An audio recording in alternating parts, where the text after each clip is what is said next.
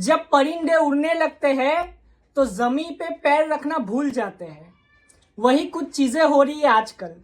पप्पू यादव जो कि पूर्णिया से इंडिपेंडेंट सांसद है, उन्होंने बाबा सिद्दीकी जी की मौत पे लॉरेंस बिश्नोई को कह दिया था और लॉरेंस बिश्नोई की गैंग को ये धमकी दी थी कि 24 घंटा मुझे गृह मंत्री पुलिस दे दे, मैं 24 घंटे में लॉरेंस बिश्नोई की गैंग को खत्म कर दूंगा। अब लॉरेंस बिश्नोई की गैंग उनके पीछे पड़ी हुई है। लॉरेंस बिश्नोई की गैंग में से एक आदमी ने पप्पू यादव को धमकाया और ये कहा पप्पू यादव से कि तुम तो हमारे आदमी थे, हम तो तुम्हारी इज्जत करते थे, लेकिन तुमने हमारे साथ ही गद्दारी की। जब तुमने पार्लियामेंट में ये कहा कि तुम्हारी जितनी उम्र नहीं है उतनी बार का तो मैं सांसद हूँ, ये बीजेपी के एक सांसद को कहा था पप्पू यादव ने। तो वो फोन करने वाले गैंगस्टर ने कहा कि तब मैं तुम्हारी बात सुन के बहुत ही खुश हुआ और तुम्हारी इज्जत बढ़ गई, लेकिन तुम तो हम ही से गद्दारी करने लगे। ये पप्पू यादव से एक गैंगस्टर ने कहा फोन पे, जो कि लॉरेंस बिश्नोई गैंग से था। और उन्होंने ये भी कहा कि जो भी बीच में आएगा उसको उसका अंजाम भुगतना पड़ेगा। और सलमान खान केस में पप्पू यादव से कहा कि तुम बीच में मत आओ। अब पप्पू यादव ये कह रहे थे कि 24 घंटे में मैं लॉरेंस बिश्नोई की गैंग को साफ कर दूंगा।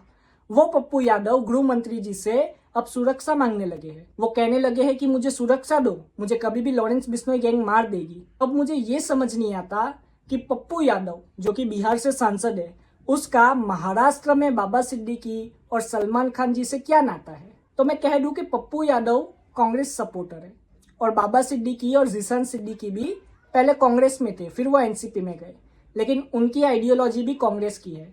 यही वजह है कि पप्पू यादव ने सलमान खान और बाबा सिद्दीकी जी का सपोर्ट किया, लेकिन ये सपोर्ट उनको इतना भारी पड़ेगा उनको भी नहीं पता। लेकिन इंटरव्यू में उन्होंने ये कहा कि जब हाथी चलता है बाजार में तो कुत्ते तो भौंकते हैं, इसलिए कुत्ते भौंक रहे हैं। और पप्पू यादव ने यह भी कहा कि मैं डरने वालों में से नहीं हूँ, मैं किसी से नहीं डरता, जिसको जितनी धमकी देनी है दे दे, मैं लोगों की सेवा करने आया हूँ और लोगों की सेवा करता रहूंगा। पप्पू यादव खुद एक बहुत ही बड़े बाहुबली नेता है। मैं ये कह दूं कि पप्पू यादव से उलझना इतना इजी नहीं है, लेकिन लॉरेंस बिश्नोई जिस तरीके से धमकी देके काम कर रहा है, उस हिसाब से अगर देखा जाए तो लॉरेंस बिश्नोई किसी से नहीं डरता। लॉरेंस बिश्नोई ने खुद 2018 में उन्होंने पुलिस की वैन में से धमकी दी थी सलमान खान को कि मैं जोधपुर में उन्हें मारूंगा। तब लॉरेंस बिश्नोई ने कहा था कि मैं तो गैंगस्टर था ही नहीं, मुझे तो ये पुलिस वालों ने गैंगस्टर बनाया, मेरे खिलाफ तो एक भी अपराध साबित ही नहीं हुआ, लेकिन अब मैं अपराध करूंगा। मैं तो स्टूडेंट पॉलिटिक्स में था, स्टूडेंट पॉलिटिक्स कर रहा था, लेकिन मुझ पे झूठे मुकदमे लगा के मुझे फंसाया गया।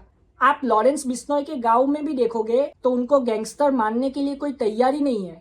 लॉरेंस बिश्नोई के दादाजी एक बहुत ही बड़े संत थे। आप सोचिए, लॉरेंस बिश्नोई के दादाजी के नाम पे वहां पे एक मंदिर है।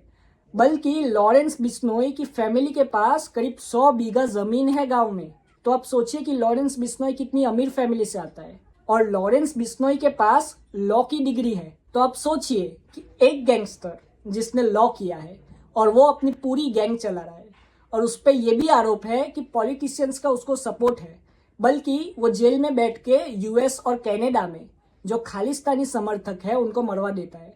और इसीलिए जितने भी खालिस्तानी समर्थक मरते हैं उसमें लॉरेंस बिश्नोई गैंग या तो गोल्डी ब्रार गैंग का नाम जरूर आता है।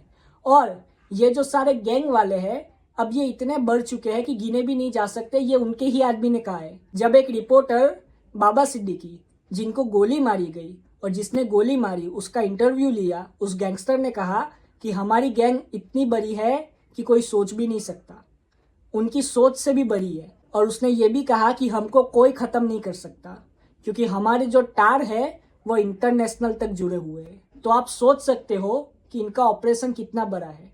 आप अपनी राय कमेंट में जरूर बताएं। जय हिंद।